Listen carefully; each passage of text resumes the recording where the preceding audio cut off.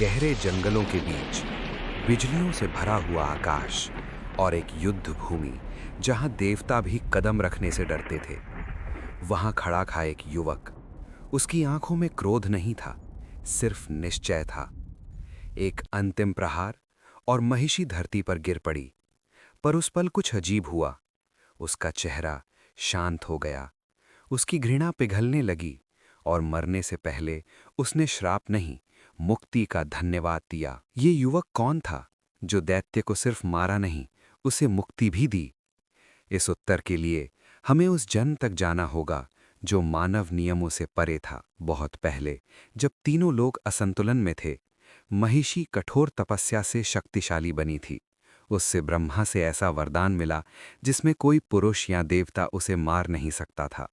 पर शक्ति के साथ अहंकार आया और अहंकार के साथ विनाश। देवता हार गए, सृष्टि का संतुलन टूटने लगा। तब सबने शरण ली शिवा और विष्णु की। विष्णु ने मोहिनी का रूप धारण किया, माया का रूप। जब शिवा ने मोहिनी को देखा, चेतना का सामना माया से हुआ। उस दिव्य योग से जन्म हुआ एक ऐसे बालक का जो ना सिर्फ शिवा था, ना सिर्फ विष्णु। वो था संतुलन। वो बालक पंपा नदी के किनारे जंगलों में प्रकट हुआ। उसके गले में एक घंटी थी, इसलिए उसका नाम पड़ा मणिकंता। उसी समय पंदलम राज्य में राज कर रहे थे राजा राजसेखरा। धार्मिक, न्यायप्रिय, पर संतानहीन। एक दिन शिकार के दौरान उन्हें जंगल में एक रोने की आवाज सुनाई दी। वहां था एक शिशु। जैसे ही राजा ने उसे गोद में उठाया, पूरा वन स्थिर हो गया।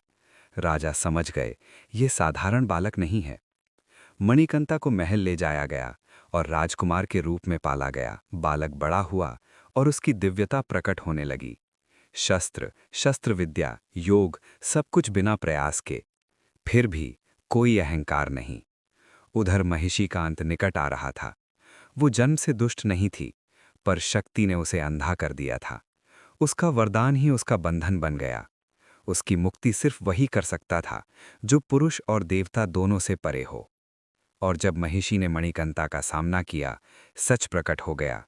ये कोई राजकुमार नहीं था, ये था हरि और हरा का पुत्र। युद्ध हुआ और जब महिषी गिरी, उसका श्राप नहीं, उसका बंधन टूटा। उससे मुक्ति मिली। यही था अयप्पा के जन्म का उद्देश्य। उद्देश्य पूरा होने के बाद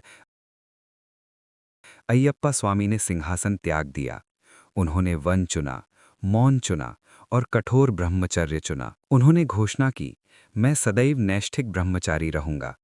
वो सबरमला के पर्वतों पर योगी के रूप में स्थित हो गए और एक वचन दिया, जो मुझे पाने आएगा, संयम के साथ, विनम्रता के साथ, श्रद्धा के साथ, वो वरदान नहीं, परिवर्तन पाएगा। आज भी वो स्थान वही है। केरल के वेस्टर्न घाट्स में पंपा नदी के पास सबरमला का मंदिर स्थित है। यहाँ आने से पहले भक्त 41 दिन का व्रत रखते हैं।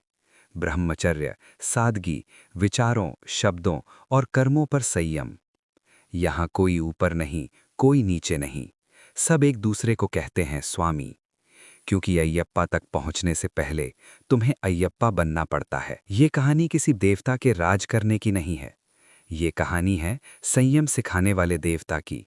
और इसलिए आज भी उन पहाड़ों की शांति में एक घंटी गूंजती है, स्वामिये शरणम अयप्पा।